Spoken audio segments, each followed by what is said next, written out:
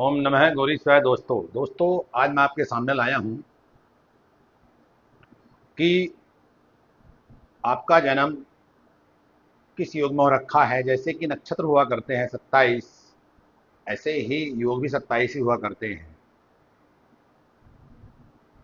जैसा हमारे जीवन में तिथि का प्रभाव आता है, वार का प्रभाव आता है, नक्षत्र का प्रभाव आता है, ऐसे ही हमारे जीवन में योग का प्रभाव देखने में आता है। और उसके बाद जो आता है वो आता है कर्ण, जो ज्योतिष के 5 अंग कहलाए गए हैं।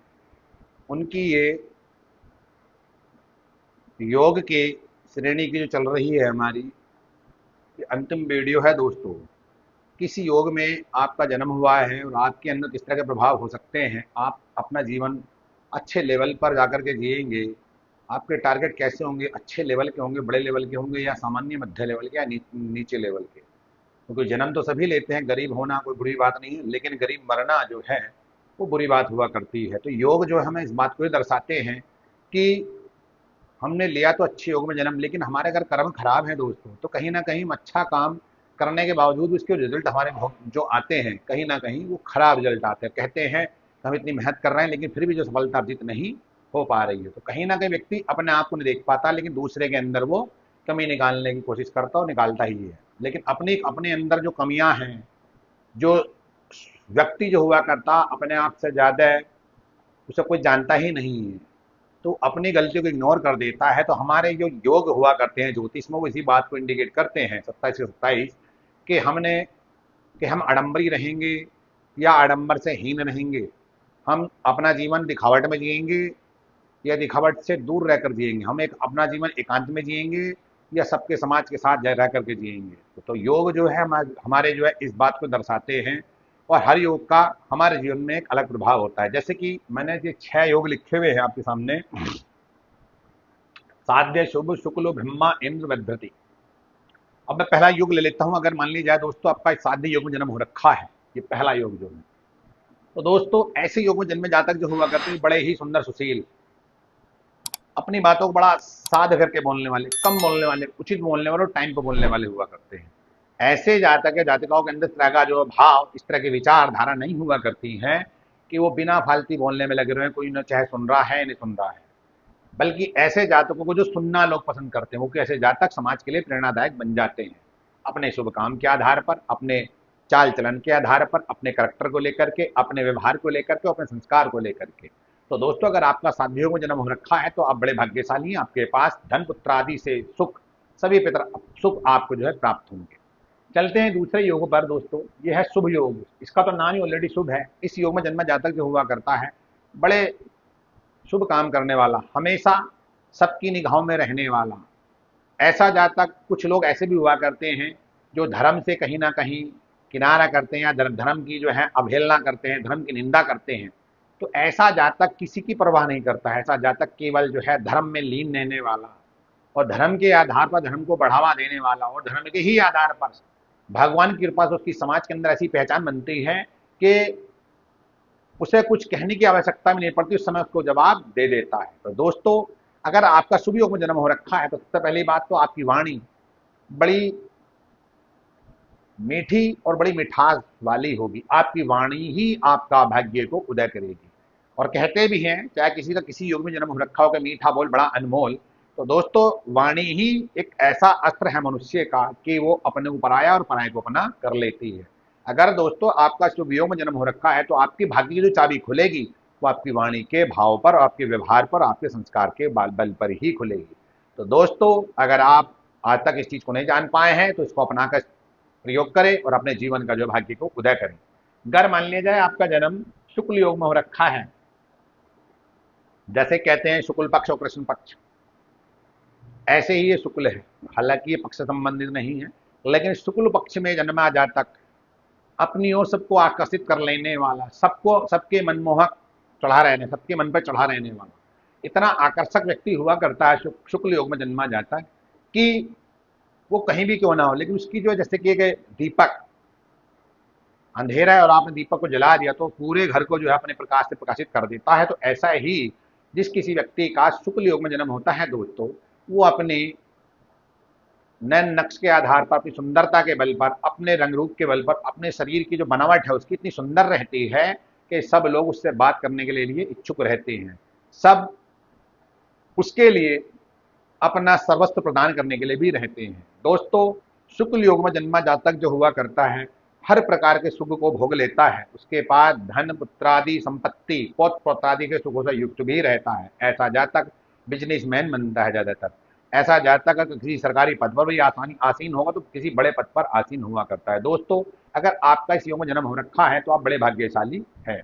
चलते हैं चौथा योग जो है ब्रह्म नामक योग। ब्रह्म नामक राजयोग योग जो हुआ करता है दोस्तों, ब्रह्म कहते हैं जिससे जो है ब्रह्मांड का ज्ञान हो, अंतरिक्ष का ज्ञान हो, उसे ब्रह्म कहते थे। ब्रह्मांड में ही सब कुछ आधारित है, ब्रह्मांड में ही प्रकृति आ रही है पूरी।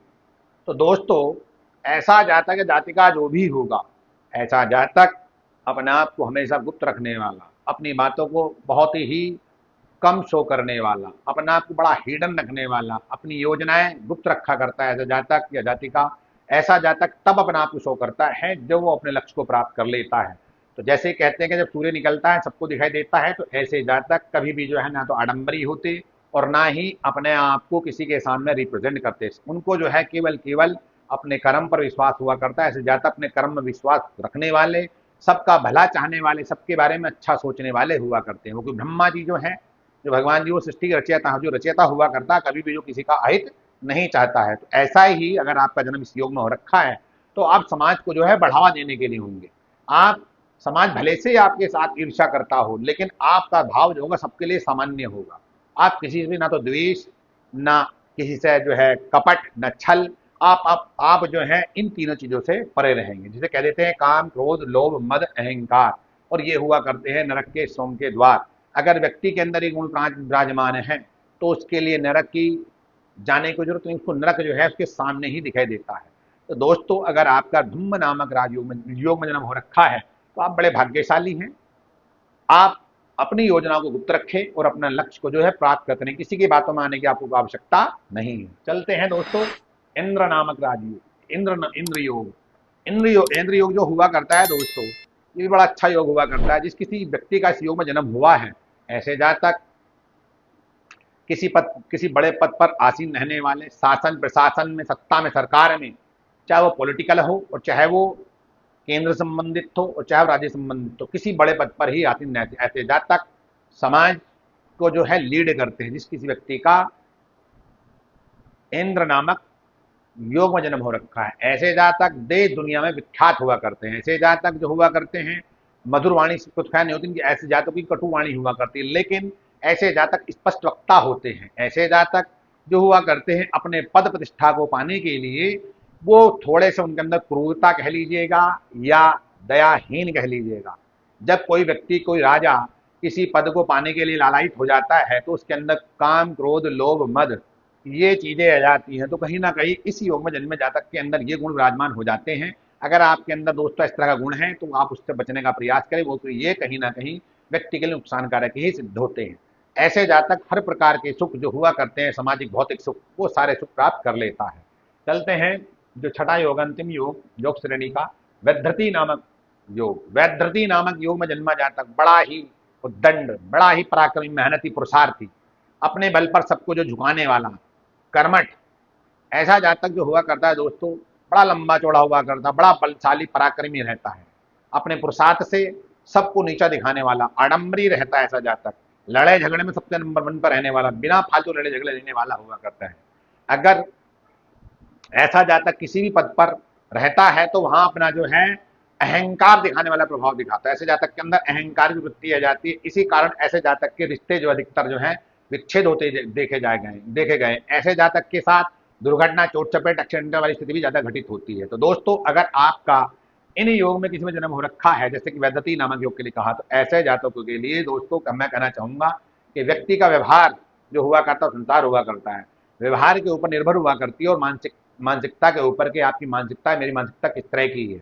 अगर आपकी मानसिकता सामने के लिए अच्छी है तो सामने वाले की भी मानसिकता आपके लिए अच्छी ही बनेगी। कुछ लोगों का स्वभाव हुआ करता देख के जलना, तो वैधृति नमक वाले योग जिनमें जन्मे जातकों को जो हुआ करता है, इस तरह का स्वभाव हुआ करता है, दूसरों देख कर जलते हैं। ये अपने दुख से दुखी नहीं रहते, ये सामने वाले सुख से दुखी रहते हैं।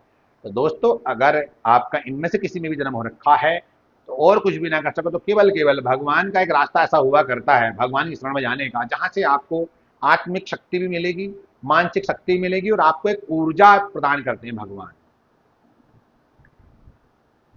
भगवान की शरण में जाने से भगवान नहीं आने के, भगवान तो किसी को माध्यम बनाकर भेज देंगे, लेकिन जब आप भगवान के सामने बैठोगे तो आप अपने आप को पाओगे कि आप किसी भी समस्या से क्यों ना जूझ रहे हो या परेशानी में हो, अगर आप भगवान की शरण में पहुंचे हैं और भगवान के सामने आप बैठ करके आपने भगवान का ध्यान किया है किसी प्रकार से और जिसको भी आप मानते हो, तो कहीं ना कहीं आप अपने आप को पाओगे उस संताप से, उस चिंता से अपने आप को मुक्त पाओगे। दोस्तों अगर मेरे वीडियो आप लोगों को पसंद आए तो उसको सब्सक्राइब लाइक करो जरूर करना। ओम नमः गौरी शिवाय।